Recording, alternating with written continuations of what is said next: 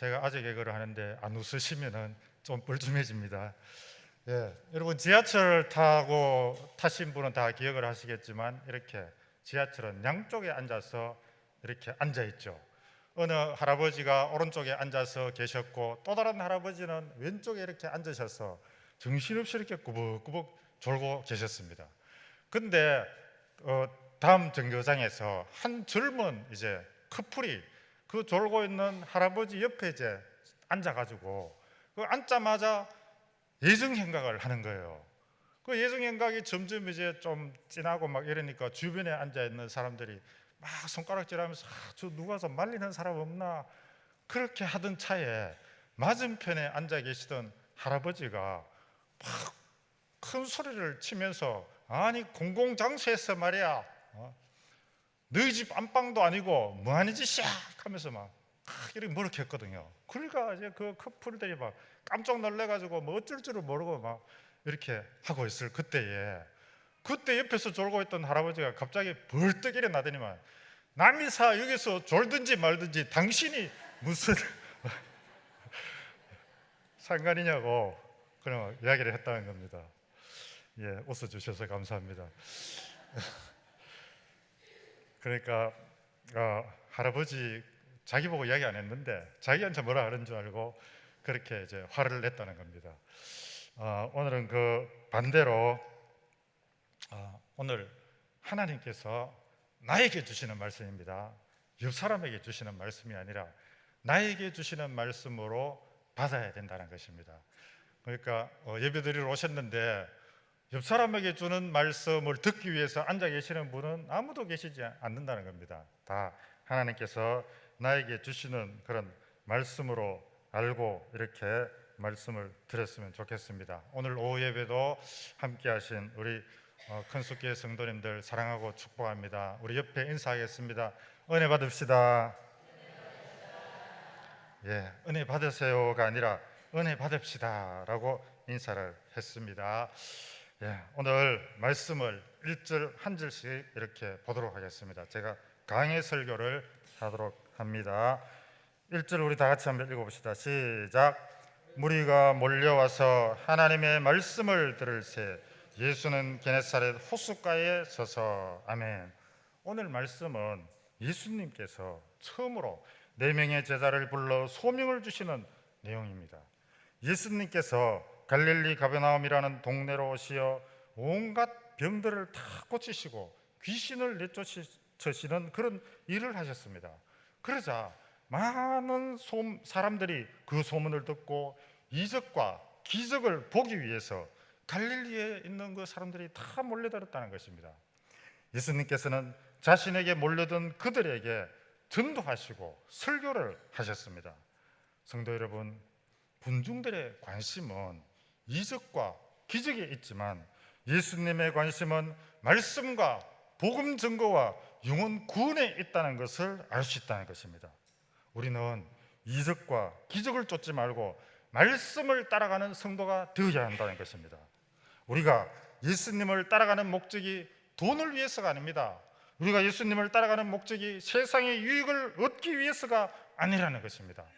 하나님의 나라와 그 의를 위하여서 하나님의 영광을 위하여 예수님을 따르시기 바랍니다. 예수님께서 갈릴리라 하는 게네사렛 호숫가에 찾아오셨습니다. 예수님이 갈릴리 호수를 찾으신 것에는 분명한 목적이 있으셨습니다. 그곳에는 베드로와 안드레가 일하고 있었고 예수님은 그들을 만나기 위해서 가신 것입니다. 그날도 어김없이 수많은 무리들이 예수님을 따라다녔습니다. 자, 2절 보시겠습니다.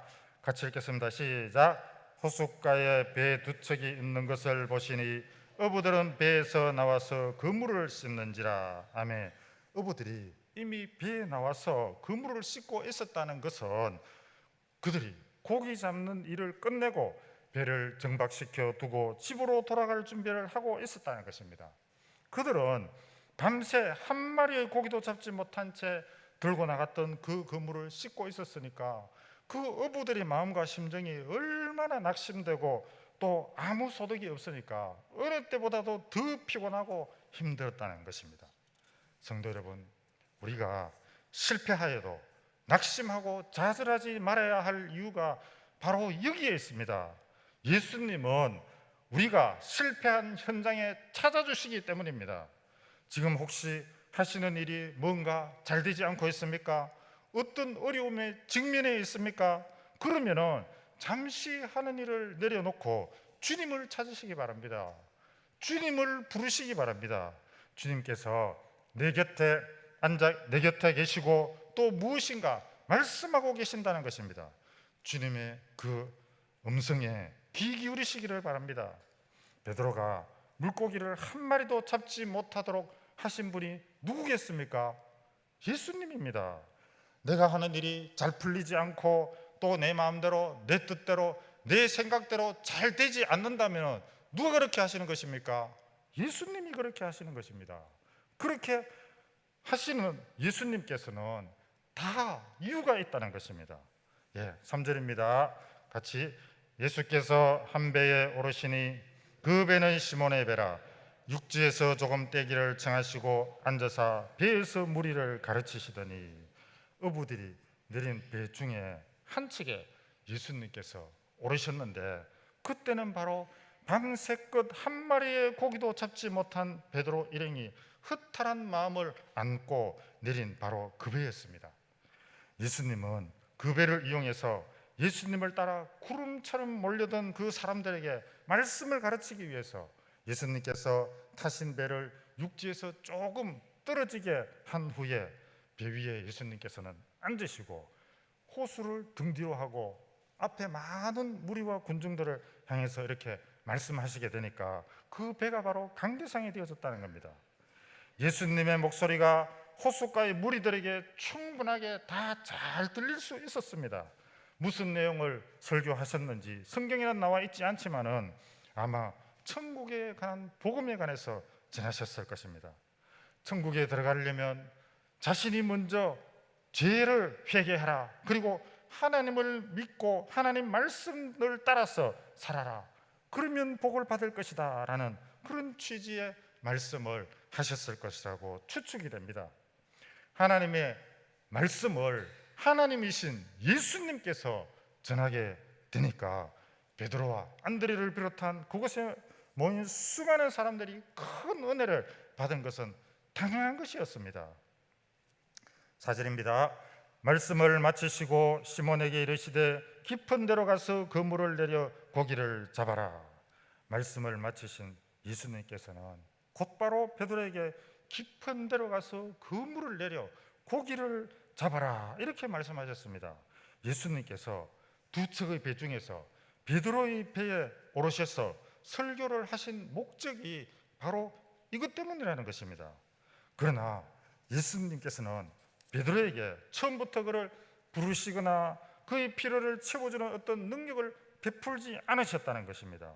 먼저 많은 무리와 함께 베드로에게 필요한 말씀을 가르치시고 그래서 베드로가 예수님의 말씀에 은혜를 받고 그 말씀에 순종할 수 있는 마음이 생겼을 때에 그때 이적을 보여주시려고 했다는 것입니다.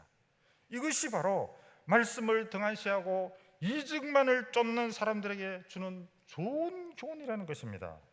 말씀을 먼저 듣고 말씀에 순종하는 자세가 참으로 중요하다는 것입니다. 하나님이 사랑하시는 성도 여러분, 여러분이 무슨 일을 하시든지 계획하고 진행하시기 전에 먼저 하나님의 말씀을 읽고 기도하시고 응답받으신 이후에 하시기 바랍니다.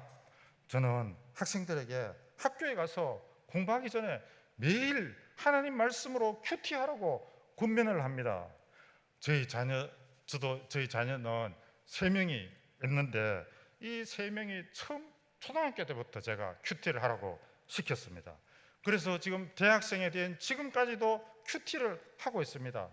그래서 아들이 대학교에 들어가서 처음 한 학기를 공부하고 다음 학기에 등록금이 나왔는데 빵원이 나왔습니다. 그리고 또 이제 둘째 아이도 여자아이도 이번에 대학교에 들어가서 한 학기를 마치고 또 등록금이 나온대 역시 빵원이 나왔습니다. 그래서 이 모든 것들이 날마다 아침마다 하나님 말씀을 읽고 큐티하고 그렇게 공부를 하기 때문이라고 저는 믿고 있습니다. 어른들도 마찬가지입니다. 하루 일을 시작하기 전에, 어떤 사람을 만나서 대화하기 전에 먼저 하나님을 만나보시고 하나님 말씀을 듣고 기도하고 하루를 시작하시기 바랍니다. 그런 의미에서 새벽 기도가 참으로 가장 좋습니다. 그러나 직장 생활을 하시면서 새벽 기도하는 일은 참으로 쉬운 일이 아닙니다. 새벽 기도 하려면 그날 전날 저녁에 10시 정도는 되어야, 적어도 10시에 자야지만, 주무셔야지만 다음날 새벽에 일찍 일어나서 또 일을 할 수가 있다는 것입니다. 그런데 일하러 가시는 분들이 10시에 밤늦게까지 일하게 되면 10시에 잘 수가 없습니다. 늦게 잠을 자게 되면 새벽에 일어날 수가 없습니다. 새벽 기도하기가 참으로 힘들다는 것입니다. 그러면 새벽 기도가 힘드신 성도님들은 아침 시간에 큰 숲 맑은 샘, 그 큐티책으로 아침에 먼저 그것을 혼자 큐티하고 말씀 읽고 기도하고 이렇게 하루를 시작하시기 바랍니다. 일평생 새벽 기도를 하시거나 큐티를 하시는 것을 습관화하게 되면 하나님께서 동행하십니다. 우리가 하는 모든 일에 하나님께서 동행하시면 하는 일마다 잘 될 수밖에 없다는 것입니다. 그것을 믿으시기 바랍니다. 예수님께서 베드로에게 깊은 데로 가서 그물을 내려 고기를 잡아라 이렇게 말씀하셨습니다. 인간적으로 볼 때에 예수님의 원래 직업은 목수였습니다. 고기잡이가 전문가가 아니에요. 고기잡이 전문가인 베드로에게 깊은 데로 가서 그물을 내리라는 그 말씀은 상식적으로 맞지 않는 말씀입니다. 왜냐하면 오전에는 깊은 바닷속에는 고기가 없습니다.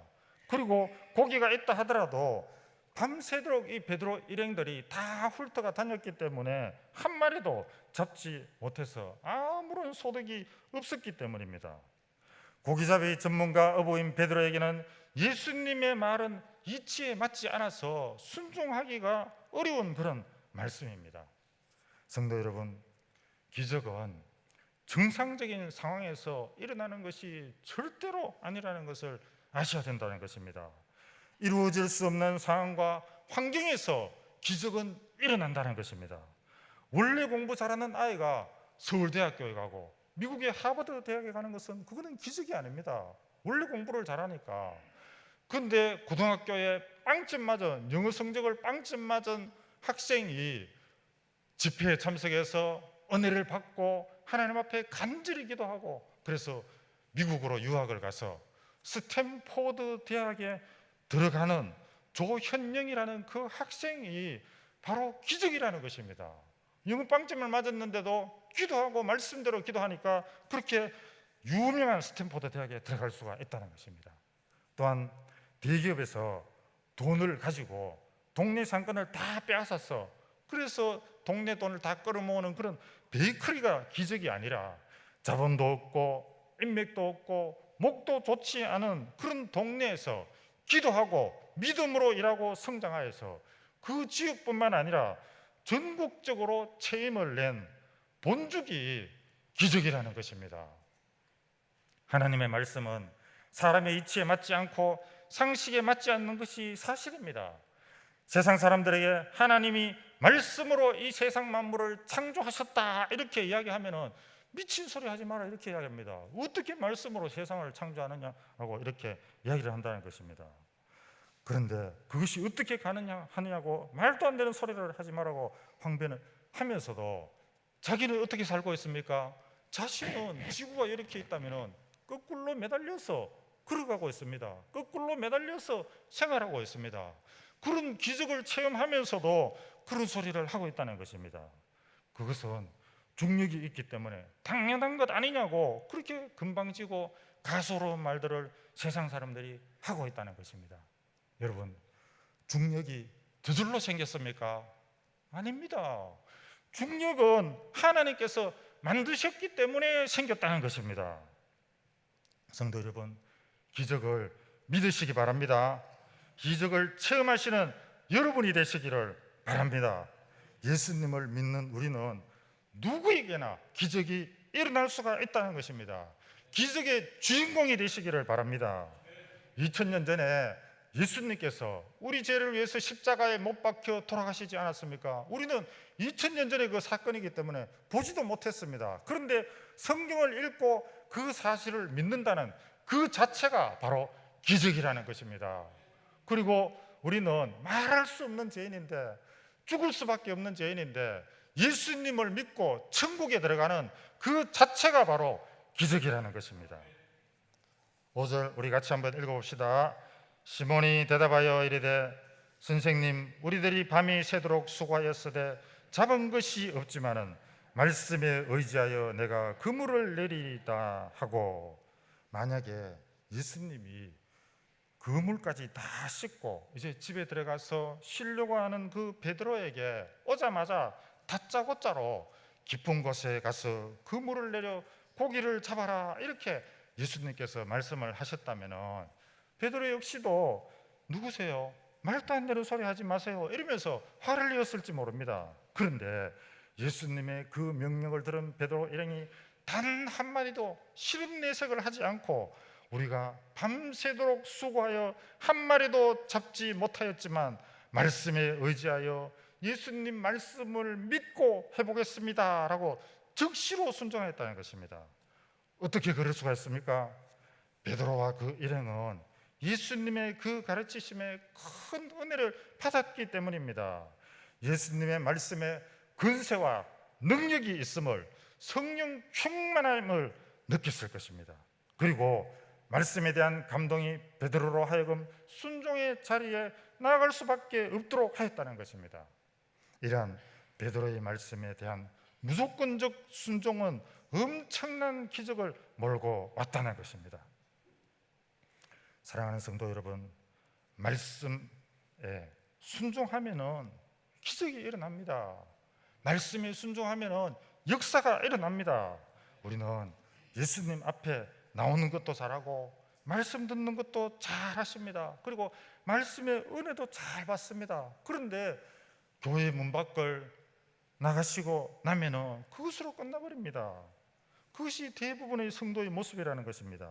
우리가 아무리 교회에 열심히 나오고 모든 공예배를 다 드리고 일평생 새벽 기도를 드린다 하더라도 받은 말씀을 적용하지 않으면은, 말씀을 실천하지 않으면은 기적은 일어나지 않습니다. 과실 없는 나무는 베어서 땔감으로밖에 쓸 것이 없다는 것입니다. 야고보는 영혼 없는 몸이 죽은 것 같이 행함이 없는 믿음은 죽은 것이라고 말씀하였습니다. 우리가 말씀을 들었으면 따라야 하고 그 말씀에 실천해야 되고 순종해야 됩니다. 순종하되 즉시로 순종해야 됩니다. 때때로 하나님으로부터 그 오는 명령이 우리가 납득하기 쉽지 않다 하더라도 또 순종하면은 베드로처럼 기적을 맛볼 수 있다는 것입니다. 하지만 순종이 쉽지 않습니다. 그러나 오늘 베드로처럼 말씀에 의지하면 쉬워진다는 것입니다. 말씀이 무엇이고 말씀에 어떤 능력이 있는지를 안다면은 우리는 따르지 않을 수 없을 것이라는 것입니다. 말씀은 예수님이라는 것입니다. 말씀이 육신이 되어 우리 가운데 거하시는 분이 바로 예수님이기 때문입니다. 말씀에는 어떤 능력이 있습니까? 하나님께서 말씀으로 세상 만물을 창조하셨습니다. 다윗은 주의 말씀은 내 발의 등이요 내 길의 빛이니이다 라고 고백하였습니다. 그렇습니다. 말씀은 우리를 구원하시고 구원해 주시고 생사 화복이 달려있다는 것입니다. 그리고 흥망성쇠가 좌우된다는 것입니다. 우리 다 같이 성경 한 구절 찾아보도록 하겠습니다. 구약 시편 한번 찾아보겠습니다. 오늘 보는 성경은 이렇게 표시하시고 구약 816쪽에 시편 19편 7절부터 10절까지 우리 찾으신 분은 합독하도록 하겠습니다. 시편 19편 7절에서 10절까지 다 잘하시는 말씀이지만 그래도 한번 읽어보겠습니다. 시작. 여호와의 율법은 완전하여 영혼을 소성시키며 여호와의 정건은 확실하여 우둔한 자를 지혜롭게 하며 여호와의 교훈은 정직하여 마음을 기쁘게 하고 여호와의 계명은 순결하여 눈을 밝게 하시도다. 여호와를 경외하는 도는 정결하여 영혼까지 이르고 여호와의 법도 진실하여 다 의로우니 금 곧 많은 순금보다 더 사모할 것이며 꿀과 송이꿀보다 더 달도다. 아멘. 그렇습니다. 제가 학원을 경영하고 있습니다. 저는 수학을 가르치고 있고 저희 집 사람은 한 사람은 영어를 가르치고 있는데 제가 왜 학원을 하게 되느냐 하면은 하나님께서 저에게 학원 선교의 비전을 주셔서 저는 학원에서 영어와 수학만 가르치는 것이 아니라 복음을 가르칩니다. 그 아이들이 예수님 믿지 않는 아이들이 우리 학원에 오게 되면은 공부를 가르치면서 틈틈이 이렇게 복음을 전하고 예수님을 영접하게 하고 그 아이를 교회로 들어오도록 하는 그것에 주목적이 있어서 하나님께서 저에게 학원을 하라고 이렇게 하셨습니다. 근데 제가 가르치는 학생 중에서 엄청난 문제 학생이 한 명 들어왔습니다. 학교에서 아이들을 괴롭히는 것은 다반사여서 학교폭력위원회에 날마다 이렇게 불려다니게 되어지고 또 중학교를 2번인가 3번인가 이렇게 전학을 당하기도 하고 그리고 담배도 피우고 그야말로 문제아이였습니다. 중학생이 말입니다. 심지어는 포항 남부경찰서까지 불려가 가지고 형사들에게 조사받고 나오기도 하였습니다. 근데 이 아이를 평상시에 제가 보면은 굉장히 착합니다. 착한데 한번 지 마음에서 막 화가 일어나면은 그거를 주체하지를 못하는, 조절하지 못하는 그런 아이라서 아이들뿐만 아니라 선생님에게도 화나면 막 욕을 하고 달라드는 그런 분노 조절 장애 아이였습니다. 중학교 3학년 때 저희 학원에 공부하러 왔는데 제가 전도하고 또 교회 가서 예배 드리자 그러고 이제 교회 데리고 가서 예배도 드리고 그렇게 했습니다. 그리고 그 아이와 대화를 하면서 그 아이의 마음을 알아주고 또 이해해주고 칭찬해주고 격려해주고 그리고 주일에는 예배를 드리게 하여서 말씀으로 잘 가르치고 양육을 시켰습니다. 그리고 여름 수련회에 데리고 가서 큰 은혜를 받고 믿음이 자라서 그 이후부터는 예배도 빠지지 않고 꼬박꼬박 예배도 잘 드렸습니다. 그리고 공부도 열심히 했습니다. 근데 이 친구가 그동안 워낙에 공부를 안 했기 때문에 평균이 뭐 거의 50점도 안 됩니다. 뭐 20점, 30점 이렇게 받는 게 다반사였는데 그러니까 실업계도 갈 정도의 성적이 아니었는데 공부도 다시 시작하게 되고 이제 성적이 차츰차츰 올라가게 되어졌는데 뜻하지 않게 아빠가 군인이거든요. 아빠가 군인이라서 다른 직업을 따라서 타 지방으로 이렇게 이사감으로 인하여서 저와 헤어지게 되어졌습니다. 그 저와 헤어지고 나서 이 친구는 이제 실업계 고등학교에 들어가게 되어졌는데 한 2년쯤 지나고 나서 저에게 전화가 왔더라고요. 인사 이제 하러 오겠다고. 그래서 와라고 했더니만 이제 그 실업계에 들어갔는데 들어가서 1년을 못 버티고 또 거기서 선생님하고 막 태판 싸우고 그냥 자퇴서 내고 그냥 학교에서 나와버렸다는 거예요. 그래서 그 이야기를 들으니까 제 마음이 얼마나 아픈지. 그런데 하나님께서 이 아이를 너무나 사랑하셔서 저와 같은 그런 사역을 하시는 센터를 운영하시는 그런 목사님을 만나게 하시고 그 목사님 밑에서 다시금 말씀을 듣고 배우고 또 공부를 하고 이렇게 해가지고 검정고시 시험을 쳐서 합격을 하고 다른 동기들과 달리 1년이나 일찍 대학교에 들어갔습니다. 근데 그 대학교도 신학대학교 사회복지학과에 들어갔습니다. 할렐루야, 얼마나 놀라운 일입니까? 그렇게 공부도 안 하고 사고치고 경찰서 다녔던 이 친구가 하나님을 알고 또 예배를 드리고 믿음이 자라고 이렇게 되니까 신학대학교에 들어가고 그것도 자기와 같은 아이들을 가르치기 위해서 사회복지학과에 이렇게 들어가게 되어졌다는 것은 정말 놀라운 일이 아닐 수가 없다는 것입니다. 그렇습니다, 여러분. 우리의 자녀를 변화시키는 것은 오직 말씀과 기도밖에 없습니다. 교회에서 아무리 많은 행사를 하고 여러 가지 모임을 가져도 말씀과 기도가 없으면 아무 소용이 없다고 우리 담임 목사님께서 그렇게 말씀하셨습니다. 일반 학교에서 동아리 그 이상도 이하가 아니라는 것입니다. 말씀과 기도가 없으면 우리 아이들이 변화되어져서 참된 그리스도인이 되는 길은 말씀과 기도로 양육하고 훈련하는 것뿐이라는 것입니다. 말씀과 기도로 양육되고 훈련된 아이들이 친구를 또 전도하게 된다는 것입니다. 우리는 어떻게 다음 세대를 말씀으로 양육하는 그 현장으로 들여오고 나올 수가 있겠습니까? 우리 교육자들과 교사 선생님의 역할이 너무나도 중요합니다. 그러나 한계가 있다는 것입니다.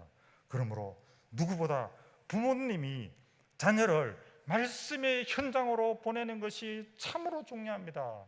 지금 아이들 토요일 날 성경 공부하기 위해서 교회에 나와서 성경 공부하자 그러면은 안 나와요. 전부 다 학원 가서 공부하고 있습니다. 너무나도 안타까운 그런 현실입니다. 우리 부모님들이 보내셔야 되는 거예요. 성인들도 다르지 않습니다. 모든 공급에 참여해서 말씀을 들으시기를 바랍니다. 여러분, 전도회를 왜 만들었습니까? 전도하기 위해서 만들었습니다. 구역을 왜 나누었습니까? 그 구역을 전도하기 위해서 구역을 나누었습니다. 그런데 전도해야 될 구역과 또 전도회에서 전도를 하지 않으시고 모여서 이렇게 회의만 계속 하시면 싸움이 일어날 수밖에 없습니다. 회의를 길게 하면 싸울 수밖에 없어요. 그러니까 회의는 간단하게 하고 그 모여서 말씀 읽고 기도하고 성령 충만 받아서 전도하러 나가야 되는 것입니다. 그것이 교회의 각 기관을 만든 구역을 만든 그 이유가 바로 거기에 있다는 것입니다. 사랑하는 성도 여러분, 베드로처럼 말씀 듣고 변화받아 말씀에 순종하는 여러분이 되시기를 바랍니다. 말씀에 즉시로 순종한 베드로가 어떤 복을 받았습니까? 6절입니다. 5장 6절 같이 읽어보겠습니다. 그렇게 하니 고기를 잡은 것이 심히 많아 그물이 찢어지는지라. 예수님이 말씀을 한 즉시 행동으로 옮기는 것, 즉 말씀에 대한 즉각적인 순종, 그것이 바로 진정한 신앙이라는 것입니다. 베드로의 즉각적인 그 순종의 결과 큰 축복을 받게 됩니다. 조금 전에는 눈을 씻고 찾아볼래야 찾아볼 수가 없었던 그 물고기들이 그물이 찢어질 정도로 많은 고기가 잡히게 되었다는 것입니다. 그것만 봐도 예수님께서 하나님이시라는 것을 우리가 알 수 있다는 것입니다. 베드로가 잡고자 할 때는 물고기들이 다 숨어가지고 다 있었습니다. 그런데 예수님이 잡으려고 하니까 그 숨어있던 물고기들이 다 나와가지고 이렇게 잡히게 되어졌다는 것입니다. 이 물고기조차도 하나님의 말씀의 명령을 받게 되니까 예수님이 하나님이시라는 것이죠. 성도 여러분, 예수님께서 우리에게 명령하시는 이유가 무엇입니까? 하나님은 우리를 괴롭게 하시기 위하여, 힘들게 하시기 위하여 말씀하시는 것이 아니라 복 주시기 위해서 말씀하신다는 것입니다. 비록 예수님의 말씀이 때로는 우리를 번거롭게도 하고 귀찮게도 하고 힘들게도 하고 또 괴롭기도 하고 어려움을 겪기도 하지만 그것은 잠시뿐입니다. 고난 뒤에 축복이 기다리고 있음을 우리는 알아야 된다는 것입니다. 고난은 변장한 축복이라는 그 말씀은 진실입니다. 7절 계속해서 보시겠습니다. 이에 다른 배에 있는 동무들에게 손짓하여 와서 도와달라 하니 그들이 와서 두 배의 체험에 잠기게 되었더라. 아멘. 예수님이 베드로의 배에 오르셔서 깊은 곳에 가서 그물을 내리라고 이렇게 명하셨는데 옆에 있던 다른 배도 베드로를 따라왔다는 것입니다. 그래서 베드로뿐만 아니라 따라온 그 배까지도 만선이 되어서 잠기게 될 정도가 되어졌다는 것입니다. 사랑하는 성도 여러분, 믿음의 사람과 함께 하시기 바랍니다. 긍정의 말을 하는 사람과 함께 하시기 바랍니다. 순종의 사람, 은혜의 사람, 사랑의 사람과 함께 하시기 바랍니다. 그분들과 함께 하시면 그분들이 복을 받을 때에 우리도 같이 복을 받게 된다는 것입니다. 그런데 부정적인 사람, 불순종하는 사람, 믿음이 없는 사람과 함께 하게 되면 특별한 벌을 내리지 않아도 그 자체가 벌이라는 것입니다. 왜 그렇습니까? 그 사람에게는 늘 불만과 불평과 원망이 가득하고 남을 판단하고 비난하고 정죄하기 때문에 그와 함께하는 사람은 그 마음에 평안이 없고 기쁨이 없고 그 자체가 형벌이라는 것입니다. 8절 말씀입니다. 시몬 베드로가 이를 보고 예수의 무릎 아래 엎드려 이르되 주여 나를 떠나소서 나는 죄인이로소이다 하니 물고기로 가득 찬 배를 이끌고 육지에 올라온 베드로가 처음으로 한 행동은 예수님 앞에 엎드리는 것이었습니다. 베드로는 이때 다소 의외의 고백을 합니다. 나를 떠나소서. 예수께 바로 자기 곁을 떠나 주실 것을 말씀하고 있습니다. 왜냐하면 그는 예수님의 가르치심과 기적을 체험하면서 예수님은 거룩하신 분인 반면에 자기 자신은 하나님 앞에 부끄러운 죄인임을 분명히 깨달았기 때문입니다.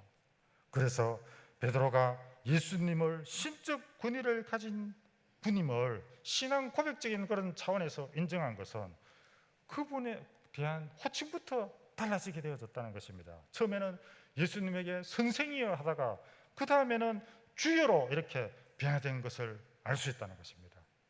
우리가 직업을 가지고 승진을 하고 사업을 해서 많은 수입을 거두게 되고 그 외에 무엇인가 성과가 나타나고 좋은 결과가 나타나면은 그것은 주님이 도우셔서 가능한 것이라는 것을 우리는 알아야 된다는 것입니다. 그러므로 우리는 모든 일에 주님이 하신 것을 인정하고 하나님께 영광을 돌려야 합니다. 그럼에도 불구하고 예수님이 하셨다는 것을 인정하지 않고 내가 잘해서 이렇게 잘 되었다 하거나 때가 되어져서 그렇게 된 것이라고 이렇게 하게 되면은 하나님의 역사하심을 보고도 하나님을 나타내지도 않고 하나님을 자랑하지도 않고 하나님을 간증하지 않으면은 더 이상 역사가 일어나지 않는다는 것입니다. 한 번의 역사로 끝나게 된다는 것입니다.